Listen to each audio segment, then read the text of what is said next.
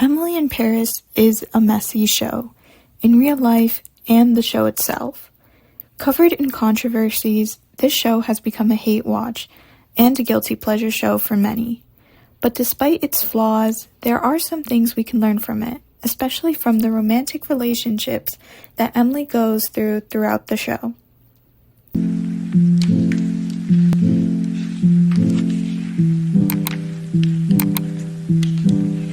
Today, let's focus on Emily's first and main love interest throughout the show, Gabriel.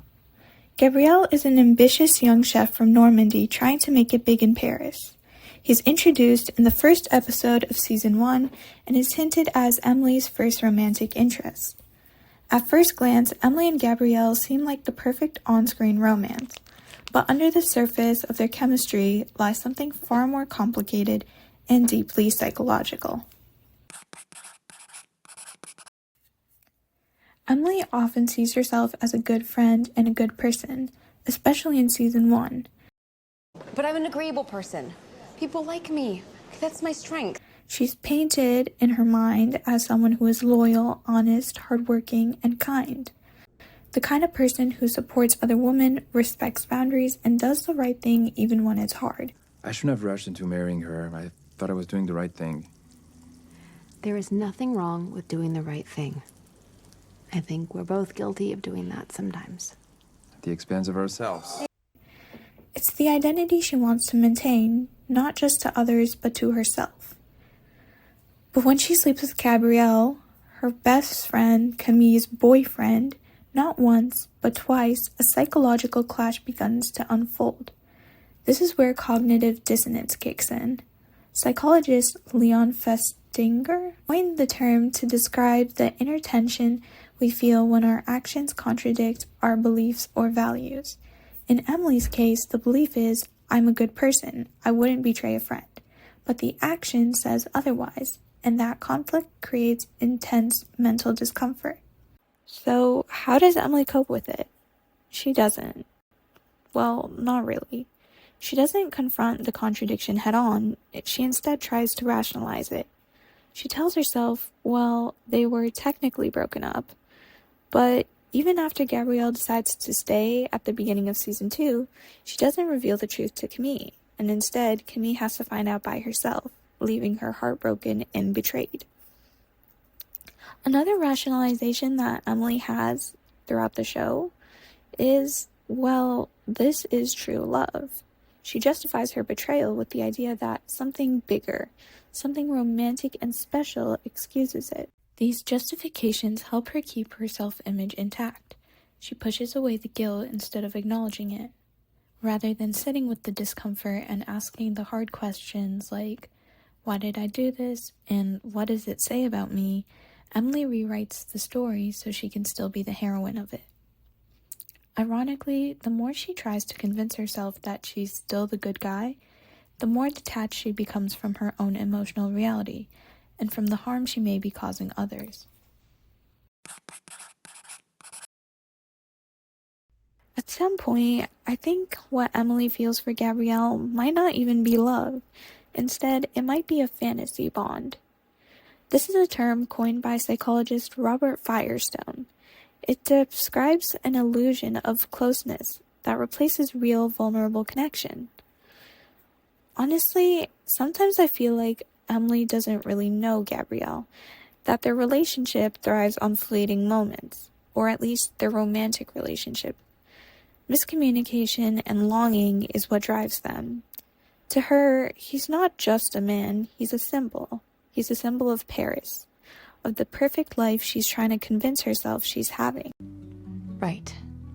Okay, yeah, because I'm always the last to know about your life. What are you talking about? I'm open. I tell you how I feel, but you don't communicate with me. Maybe there's something to do with the fact that we only communicate in your language, not mine. Do you want to know how I feel? Yes, I really do. J'ai l'impression de m'être fait avoir. Je me suis laissé rêver à un futur heureux avec toi, une étoile Michelin, un bébé. Mais en fait, j'ai passé tellement de temps à essayer de te convaincre que toi et moi, ça en valait la peine. Pendant que toi, t'as même pas essayé d'essayer. Qu'aujourd'hui, je suis vidé. Je crois plus en rien, je crois plus en personne. Et je dois quand même passer à la télé pour essayer de convaincre les Français d'en avoir quelque chose à foutre des coquilles Saint-Jacques. Alors oui, on a des problèmes de communication. Je te dis pas le contraire, mais c'est certainement pas de ma faute. Please, I don't understand. Exactly. This is a short moment, but it says everything. Emily has been the one setting the tone, the pace, and the expectations of their relationship. She frames their connection through her perspective, her language, both literally and emotionally. Gabrielle's words suggest that for all the moments they've shared, he's never fully felt seen or heard. Rather, he feels as though he's playing a role in her story instead of them being equal partners in theirs. There is a danger of a fantasy bond. It can feel romantic, even faded, but it often lacks the foundation of true compatibility. It thrives on symbolism rather than substance. Like I said earlier, in Emily's eyes, Gabriel isn't just a man. He's a symbol of passion, Paris, and the life she dreams of. And because of that, she fills in the gaps of their connection with hope, not the truth. When things fall apart, it's not because they never loved each other exactly. It's because they never really built their relationship on something real to begin with. There's something undeniably intoxicating about Gabrielle and Emily's almost moments. In season 1, their dynamic was interesting and exciting to viewers because of it. But here's the question. Is Emily in love with Gabrielle, or just the feeling of wanting him?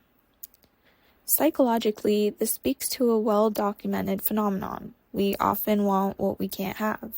Desire becomes stronger when there's an obstacle, something forbidden, unattainable, just out of reach. We see this all the time in media.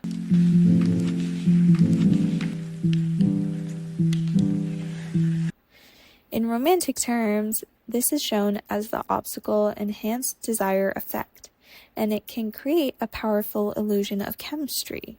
In Emily's case, the pattern is clear. When Gabrielle was with Camille, Emily's feelings intensify. When he becomes emotionally unavailable or pulls away, she becomes a little more fixated on him. And when the road is finally clear for them to be together, their tension and chemistry somewhat fizzles, or at least to viewers, becomes boring. This isn't just a coincidence, it's psychological reinforcement. The pursuit of Gabrielle, knowing she shouldn't, feeling like she can't, but believing they're meant to be anyways. It creates a rush of emotional adrenaline. But once the chase ends and the fantasy becomes reality, the emotional payoff falls flat. Why? Because the fantasy was the feel, not the actual relationship. Bonjour! Emily! Hi, it's me! The person you left on top of the mountain to die. I tried calling you. Okay, well, I lost my phone. I'm so sorry. I was just worried about Camille and the baby. Camille?